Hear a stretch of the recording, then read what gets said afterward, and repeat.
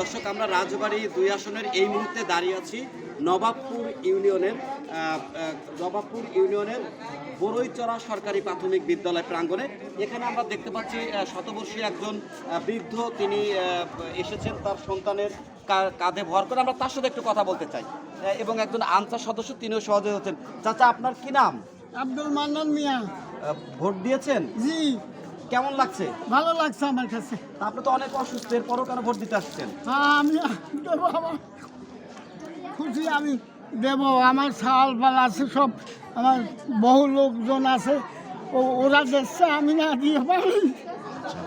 আমি গাছের গোড়া।